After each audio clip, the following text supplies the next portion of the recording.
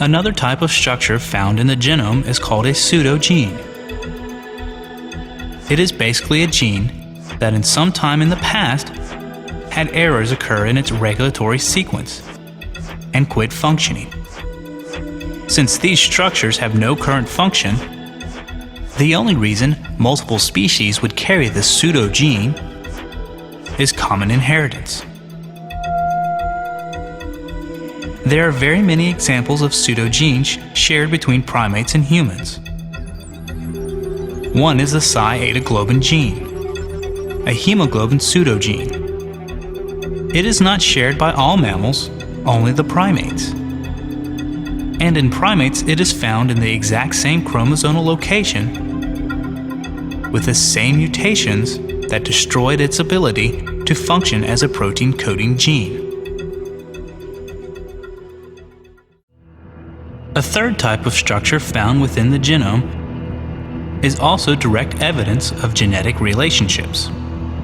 Retroviruses like HTLV1, which cause a type of leukemia, and AIDS, make a DNA copy of their own viral genome and insert it into the host genome. If this happens inside the sperm cells or the egg cells, the retroviral DNA will be inherited by the descendants of the host. And these copies of the virus DNA are called endogenous retroviruses. In human DNA, there are about 30,000 endogenous retroviruses. There are at least 7 distinct instances of identical retrogene insertions shared between chimps and humans. The phylogenetic tree for cats provide another example. The standard phylogenetic tree has small cats diverging later than large cats.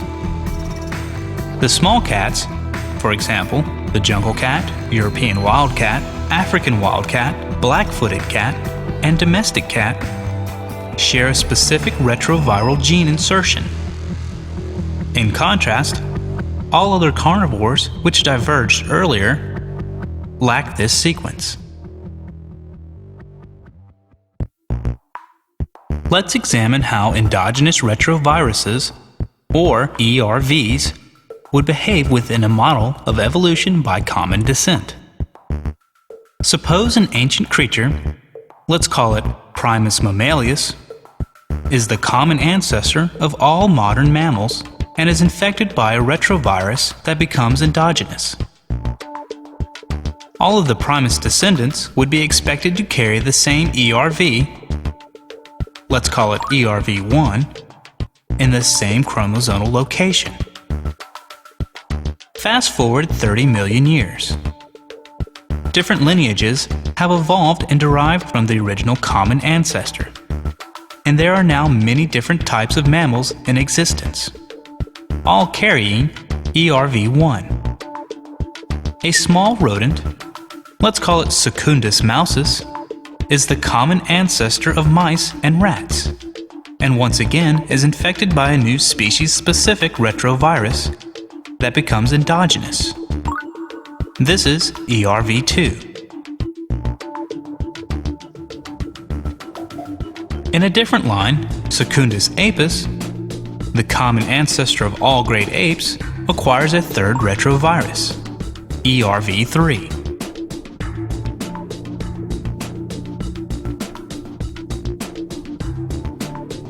Moving forward 30 million years again, a fourth ERV appears in mitochondrial Eve, the common ancestor of all modern humans. Call it ERV4.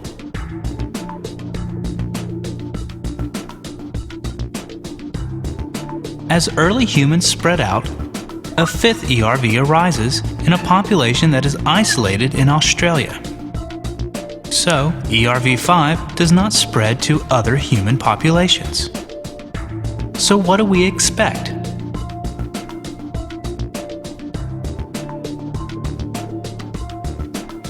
Humans, chimps, mice, and rats should all possess ERV1. The mouse and rat genomes will also contain ERV2.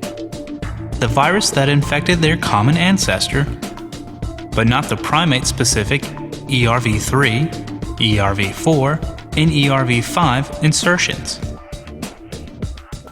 All great apes will share an identical ERV3 insertion.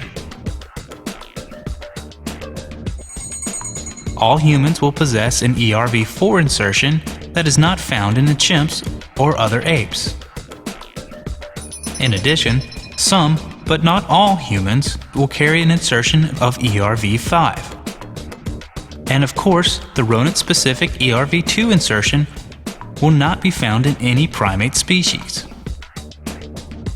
Now that several genomes have been sequenced, we have begun to test these predictions. The patterns of ERV insertions observed in modern species exactly match the predictions made by the model described above. Some insertions are shared between humans and mice and represent truly ancient viral infections. Others are found only in primates, and not the other species, obviously derived from the infection of the ancestral primate species after its divergence from other lineages.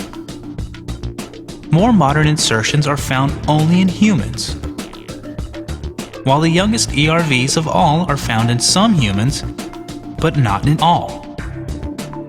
We do not find any examples of ERV insertions shared by, say, humans and mice, but not by chimps.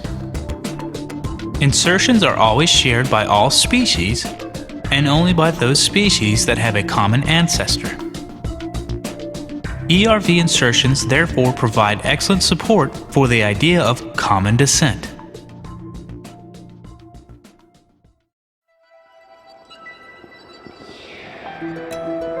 This evidence, viewed from a scientific perspective, together with a vast amount of similar data, is compelling evidence for the following conclusions.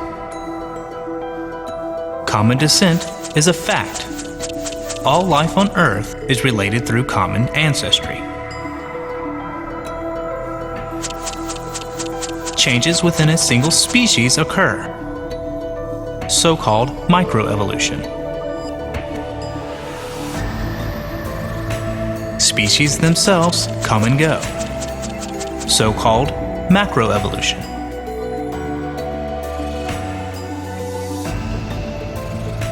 These are the facts of evolution. The mechanism or mechanisms that cause evolution to happen will be covered in another video.